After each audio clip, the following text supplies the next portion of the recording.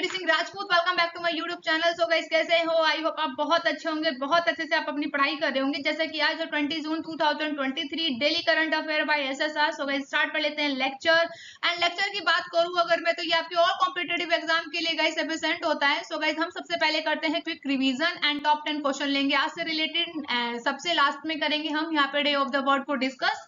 And ये lecture आप सभी को बाइलिंगुअल मिलता है हिंदी प्लस इंग्लिश में डेली मॉर्निंग में सुबह 6 बजे मैं इस वीडियो को अपलोड कर देती हूँ। सो प्लीज अगर आप मेरे चैनल पे न्यू है तो प्लीज आप मेरे चैनल को सब्सक्राइब कर लीजिए, बेल आइकन पे क्लिक कर दीजिएगा ताकि जो भी मैं वीडियोस को डालूं उन सभी का नोटिफिकेशन आप तक पहुंच जाए। एंड आप सभी को जल्दी से कमेंट बॉक्स में कमेंट करना होगा जय हिंद जय भारत के साथ। And thought of the day है गाइस आज का, अगर जिंदगी में सुकून चाहिए तो फोकस अपने काम पर करो, लोगों की बातों पर नहीं। तो याद रखिएगा, अगर आपको जिंदगी में सुकून चाहिए तो क्या करना है, सिर्फ और सिर्फ फोकस करना है। किसके ऊपर? अपने काम पर, लोगों की बातों पर बिल्कुल भी नहीं।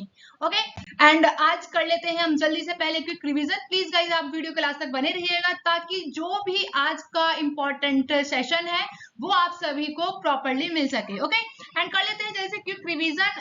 फर्स्ट क्वेश्चन है आप सभी के सामने, रेगिस्तानीकरण और सूखे के खिलाफ अंतरराष्ट्रीय दिवस कब मनाया गया? तो ये मनाया जाता है हर साल 17 जून को, जैसे कि कल मैंने इसके बारे में पूरे डिटेल से आप सभी के साथ डिस्कस किया था। ओके आप में से किसी ने कल का लेक्चर अटेंड नहीं किया है तो प्लीज आप कल के लेक्चर को जरूर अटेंड कर लीजिएगा। ओके सेकंड क्वेश्चन है, किसकी पुस्तक मास्टर रेजिडेंशियल रियल एस्टेट का विमोचन किया गया है? तो अश्विंदर आर सिंह है जिनकी पुस्तक का नाम है, तो याद रखिएगा।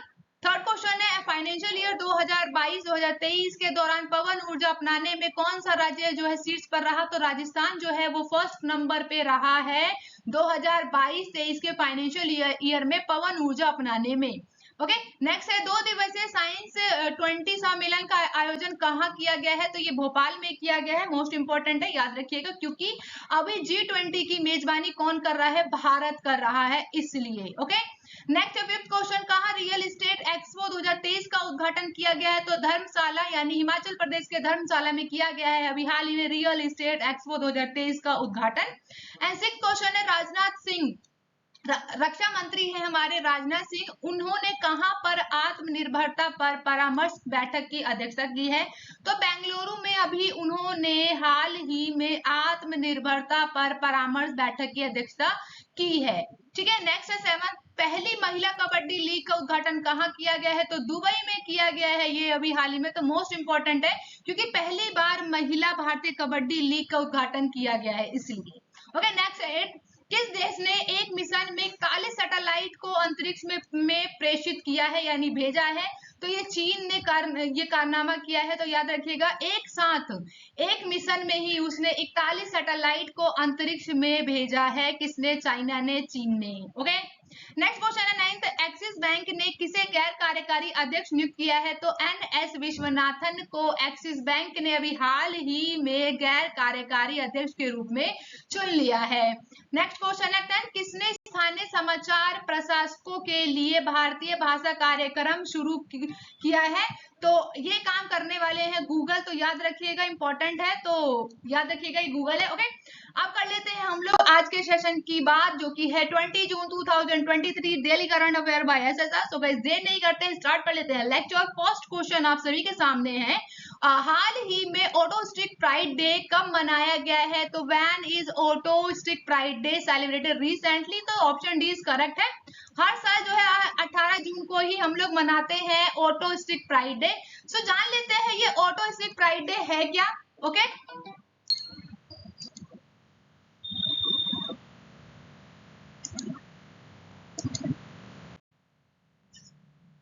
ओके सो जान लेते हैं यहाँ पे हर साल 18 जून को हम लोग क्या सेलिब्रेट करते हैं? तो 18 जून को विश्व स्तर पर ऑटो स्टिक प्राइड डे मनाया जाता है। याद रखिएगा, यह दिन जो है ऑटिज्म से पीड़ित व्यक्तियों को उनके अधिकारों का सम्मान करने के लिए मनाया जाता है ताकि जो इस बीमारी से जो लोग पीड़ित हैं उन सभी को सम्मान मिले। वही साल 2005 में गेरिथ एंड एमी नेशनल द्वारा मनाई गई स्पेसिक फॉर फ्रीडम द्वारा ब्राजील में पहला ऑटो स्टिक प्राइड डे मनाया गया था, जो कि एक वैश्विक कार्यक्रम बन गया था ब्राजील के पास। ओके फिर बात करते हैं नेक्स्ट पॉइंट जो कि है न्यूरो डिवाइसिटी को दर्शाने के लिए रेनबो इनिशिएटिव प्रतीक का प्रयोग किया जाता है, जो कि ऑटिस्टिक लोगों के जीवन में अनंत संभावनाओं का प्रतीक है। यानी कि जब बात करते हैं ऐसे पीड़ित व्यक्तियों की, उनके लिए स्टार्ट किया जाता है रेनबो इनिशिएटिव। ओके, तो याद रखिएगा इन सभी बातों को। एंड अब डिस्कस करते हैं सेकंड क्वेश्चन। हाल ही में कौन सा देश जो है जुलाई में फिर से यूनेस्को में शामिल हो गया है? तो recently which country will again join UNESCO. तो यूनेस्को की बात करें तो अभी हाल ही में कौन सा ऐसा देश है जिसने की, पहले तो वो एक यूनेस्को का पहले वो सदस्य था, लेकिन उसने उसकी सदस्यता को रद्द कर दिया था, वो उसमें शामिल नहीं हुआ। अब वापस से कौन सा ऐसा कंट्री है 4 ऑप्शन में से जो कि वो वापस से जुड़ गया है? तो करेक्ट ऑप्शन बी, अमेरिका ने ये काम किया है। अमेरिका ने क्या किया कि वो पहले यूनेस्को का एक सदस्य बना हुआ था, लेकिन अब उसने उसकी सदस्यता को पहले छोड़ दिया था, वो वापस से यूनेस्को में शामिल होने जा रहा है। तो अब डिस्कस कर लेते हैं इसके बैकग्राउंड की इंफॉर्मेशन को। यूनेस्को ने घोषणा की है कि संयुक्त राज्य अमेरिका यानी इजराइल के खिलाफ पूर्वाग्रह के आरोप के कारण छोड़ने के 4 साल बाद जुलाई में एजेंसी में फिर से शामिल होने की बात कही है। अगर वो फिर से शामिल हो रहा है तो इसके लिए वहां पे सदस्य, जितने भी यूनेस्को के सदस्य होंगे, उनके द्वारा मतदान होगा, और ये मतदान जो है आसानी से पारित भी हो जाएगा और अमेरिका इसका सदस्य बन भी जाएगा। यूनेस्को की बात करें तो वो एक शैक्षिक, वैज्ञानिक, सांस्कृतिक कारणों को बढ़ावा देता है, जो कि विश्व स्तर पर विश्व धरोहर स्थलों को नामित करता है। वहीं यूनेस्को की बात की जाए तो 1945 में इसे स्थानीय शांति बनाए रखने के रूप में मानव जाति की बौद्धिक और नैतिक एकजुटता को विकसित करने के लिए किया गया था। तो ये इंपॉर्टेंट रहता है यहाँ पे कि यूनेस्को की स्थापना कब हुई थी? तो 1945 में इसकी स्थापना की गई थी। यूनेस्को जो है सांस्कृतिक और प्राकृतिक महत्व के स्थलों को आधिकारिक तौर पर विश्व धरोहर की मान्यता को प्रदान कराता है। यानी कि वर्ल्ड हेरिटेज साइट जो है यूनेस्को ही घोषित करता है कि कौन सा ऐसा स्ट्रक्चर है जो कि सांस्कृतिक हो, चाहे वो कल्चरल हो, चाहे वो आपका नेचुरल हो, तो उसके अकॉर्डिंग ही वो डिसाइड करता है और उसी को ही वो वर्ल्ड हेरिटेज साइट के रूप में उसे नामांकित कर देता है। भारत की बात करें तो भारत में यूनेस्को के द्वारा मान्यता प्राप्त कुल 40 मूर्त विरासत धरोहर स्थल हैं। याद रखिएगा, उसमें से 31 जो है हमारी सांस्कृतिक है, 8 हमारी प्राकृतिक है, 1 मिश्रित है। यानी जो 40 जो है वो हमारी टोटल जो है टेंजिबल हेरिटेज साइट है। वही 31 जो है कल्चरल है, 8 जो है हमारी नेचुरल है, 1 मिक्स्ड है जो कि कल्चर एंड नेचर जो कि नेचुरल है। तो याद रखिएगा, जिसमें से 14 की बात करें, 14 जो है अमूर्त सांस्कृतिक विरासतों में शामिल है। तो ये मोस्ट इंपॉर्टेंट था, इन्हें याद रखिएगा। डिस्कस करते हैं नेक्स्ट क्वेश्चन जो कि थर्ड है। हाल ही में जारी सिप्री की रिपोर्ट के अनुसार विश्व भर में सबसे ज्यादा परमाणु हथियार किस देश के पास है? According to the recently released SIPRI report, which country has the largest number of nuclear weapons in the world? तो अभी हाल ही में सिप्री की रिपोर्ट आई है। सिप्री की रिपोर्ट जो है वो हर साल आती है, वो ये बताती है कि किस देश के पास कितना ज्यादा परमाणु हथियार है। तो करेक्ट ऑप्शन होगा ऑप्शन सी, यानी जो चाइना है, चाइना के पास अभी सिप्री की रिपोर्ट कहती है कि सिप्री की रिपोर्ट बोलती है कि जो चाइना है उसके पास सबसे ज्यादा जो है पूरे विश्व भर में परमाणु हथियार उसी के पास है। ठीक है, अब बात करते हैं सिप्री की फुल फॉर्म याद रखिएगा। तो इसकी जो फुल फॉर्म है वो है Stockholm international peace research institute ने भी हाल ही में अपनी वार्षिक बात करेंगे कि उसने अपनी रिपोर्ट जो है जारी की है, जो कि वैश्विक परमाणु शस्त्रागार की स्थिति के मूल्यांकन के अंतर्दृष्टि प्रदान करती है। यह लेख जो है चीन के परमाणु विस्तार, भारत और पाकिस्तान के बढ़ते सशस्त्र ग्रह और दुनिया भर में देखे गए सामान्य रुझानों पर ध्यान केंद्रित करते हुए सिप्री के प्रमुख निष्कर्षों पर प्रकाश डालता है। थिंक टैंक की रिपोर्ट की बात की जाए तो इसके अनुसार इस समय में पूरे विश्व में लगभग 12,512 हथियार हैं और सबसे ज्यादा जखीरा चीन के पास है। तो याद रखिएगा, थिंक टैंक की सालाना रिपोर्ट में कहा गया है कि इस समय विश्व मानव इतिहास का सबसे खतरनाक समय बन गया है। थिंक टैंक की रिपोर्ट के विशेषज्ञों का कहना है कि एक बार फिर से विश्व में परमाणु हथियारों को जमा करने का ट्रेंड जो है तेजी से बढ़ रहा है, क्योंकि एक दूसरे की होड़ लगी हुई है देशों में कि वो चाहता है कि मैं उससे आगे निकल जाऊं, मैं क्या करूं कि पूरे वर्ल्ड के ऊपर क्या करने लग जाऊं, अपना वर्चस्व बना लूं। तो इसी की वजह से सब चाहते हैं कि अपने अपने पास सभी लोग क्या कर रहे हैं, परमाणु हथियार को बढ़ाए जा रहे हैं। तो ये कि मानव के लिए बहुत ज्यादा खतरा है। अब बात कर लेते हैं Stockholm international peace research institute की। इसकी फुल फॉर्म जरूर याद रखिएगा, मोस्ट इंपोर्टेंट होता है। सिप्री एक स्वतंत्र अंतरराष्ट्रीय संस्था है जो कि संघर्ष, आयुध और हथियार नियंत्रण और निरस्त्रीकरण में अनुसंधान के लिए समर्पित है। यह मुख्य रूप से स्वीडन सरकार द्वारा वित्त पोषित है, यानी कि जो इसे फंड देता है वो स्वीडन की सरकार ही, स्वीडन की गवर्नमेंट ही देती है। इसकी स्थापना की बात करें तो इसकी स्थापना हो गया था 1966 में, इसे इस्टेब्लिश किया गया था। वहीं हेडक्वार्टर की बात करें तो सोलाना स्वीडन है। तो मोस्ट इंपोर्टेंट है, सिप्री की रिपोर्ट हर साल आती है, याद रखिएगा। चीन के पास सबसे ज्यादा, विश्व भर में सबसे ज्यादा जो है परमाणु हथियार रखने की बात कही है सिप्री के द्वारा। ओके, डिस्कस करते हैं फोर्थ क्वेश्चन। हाल ही में भारत और किस देश ने गैर तेल व्यापार को 2030 तक $100 पहुंचाने का लक्ष्य रखा है? तो recently India and which country have set a target to reach $100 million by 2030 in a non oil trade. तो करेक्ट ऑप्शन होगा ऑप्शन डी, यानी यूई।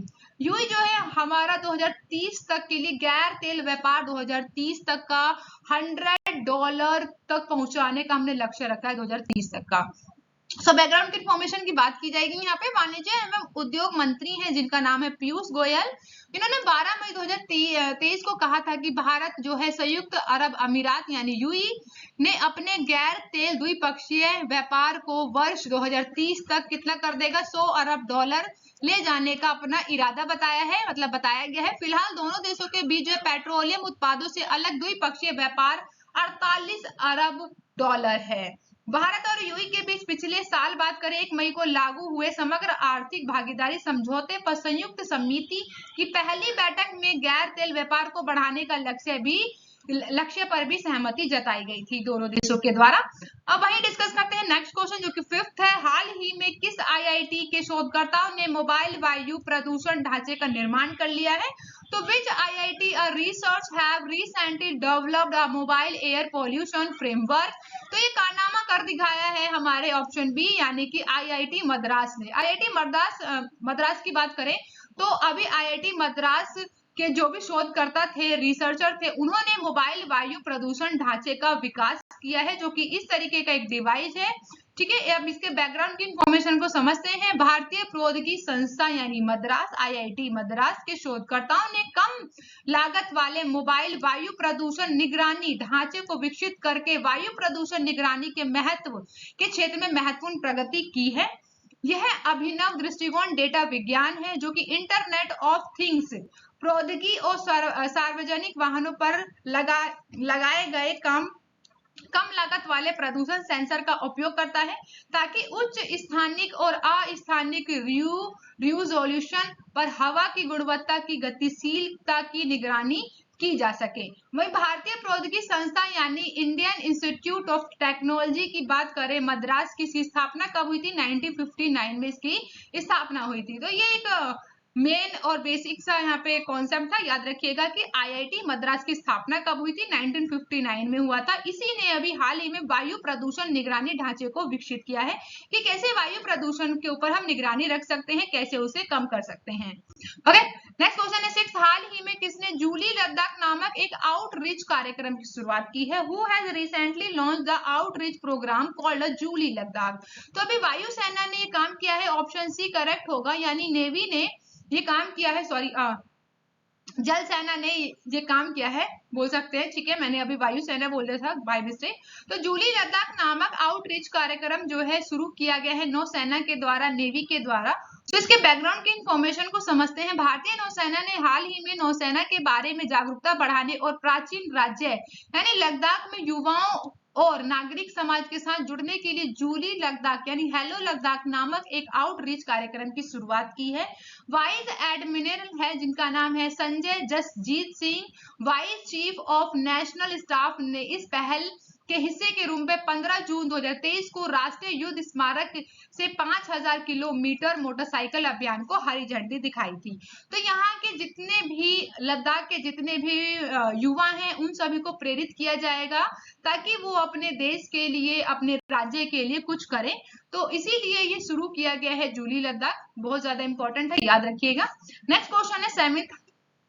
हाल ही में रक्षा मंत्रालय ने किस देश से 31 यानी MQ-9B ड्रोन खरीदने की मंजूरी दी है? तो recently minister of defence has approved the purchase 31 MQ-9B drone from which country? तो करेक्ट ऑप्शन हो जाएगा यहाँ पे 7th का ऑप्शन सी, यानी अमेरिका ने अभी हाल ही में अमेरिका से हम लोग खरीदने वाले हैं MQ-9B ड्रोन, जो कि 31 खरीदने वाले हैं। रक्षा मंत्रालय ने ये बात कही है कि हम आने वाले समय में अभी 31 जो है MQ-9B ड्रोन जो है खरीदने वाले हैं। किसे? अमेरिका से। कुछ इस तरीके का दिखाई देता है ये ड्रोन, तो याद रखिएगा। अब डिस्कस कर लेते हैं इसी के बैकग्राउंड की। तो हाल ही में भारत के रक्षा मंत्रालय ने संयुक्त राज्य अमेरिका से 31 MQ-9B सशस्त्र ड्रोन को खरीदने के लिए स्वीकृति प्रदान कर दी है।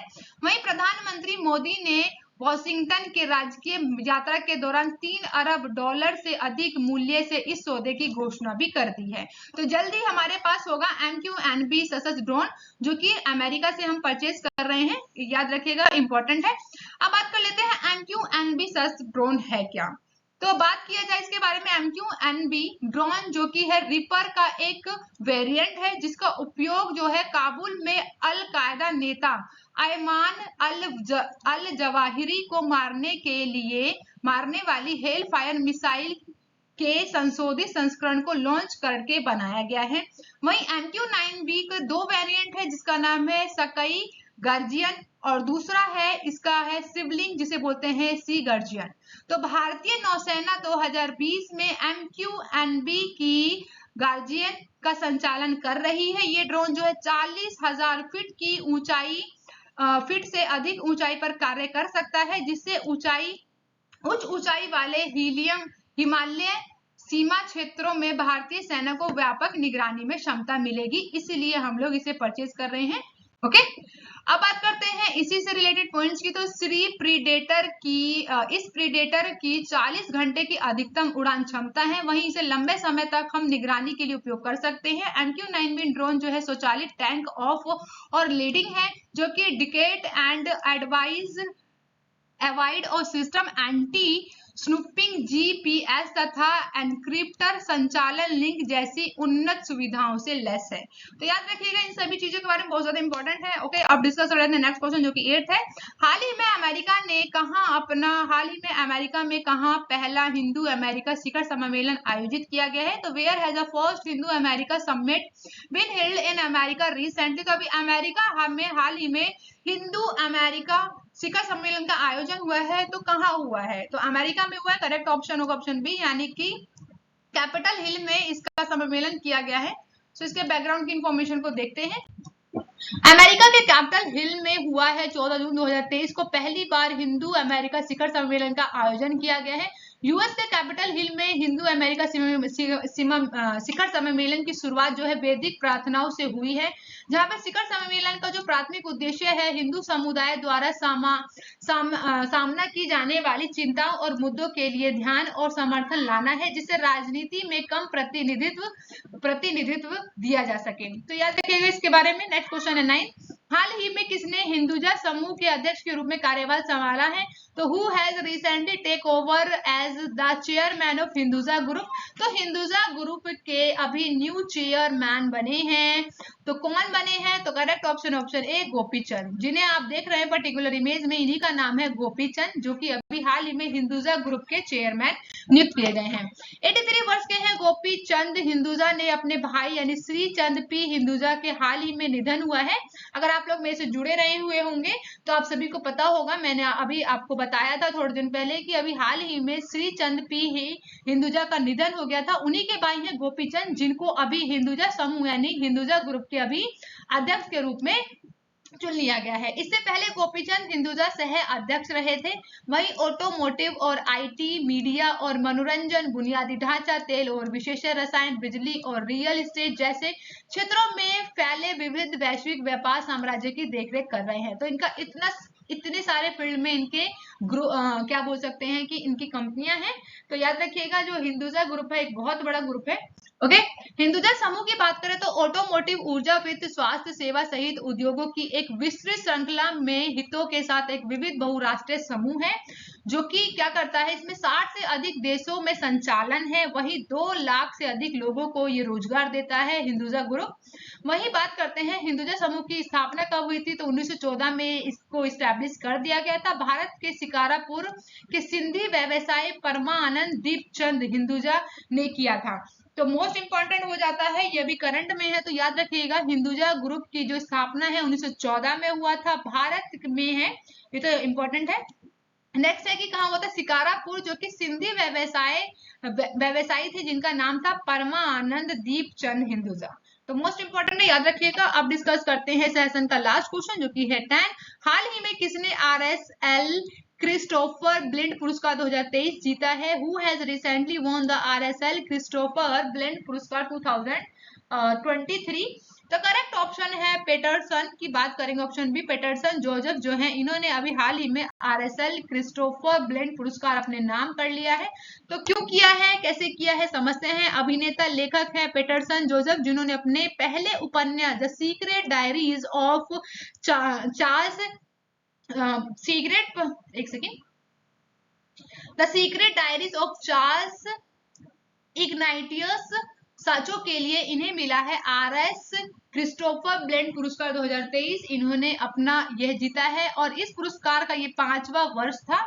और नेक्स्ट इसकी बात करें तो RSL जो है क्रिस्टोफर ब्लिंड पुरस्कार एक वार्षिक पुरस्कार है जो कि 50 वर्ष या उससे अधिक की आयु में प्रकाशित फिक्शन या नॉन फिक्शन के अपने काम के लिए एक डेब्यू लेखक को सम्मानित करता है। तो याद रखिएगा इतनी सी बात है कि पेटरसन जोसेफ को अभी हाल ही में RSL क्रिस्टोफर ब्लिंड पुरस्कार 2023 से नवाजा गया है। वो एक अभिनेता है, लेखक है, बहुत ज्यादा इंपॉर्टेंट है, याद रखिएगा।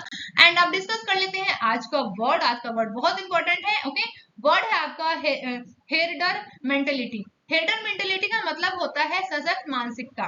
ठीक है, सशक्त मानसिकता याद रखिएगा, बहुत इंपॉर्टेंट है। आप सभी को इस वर्ड के ऊपर क्या करना होगा, मेक द सेंटेंस बनाना होगा और कमेंट बॉक्स में बताइएगा कि आप सभी को सेशन कैसा लगा। Thank you for watching guys, मिलते हैं नेक्स्ट वीडियो में। आप अपना बहुत ज्यादा ध्यान रखिएगा। Bye bye guys and take care.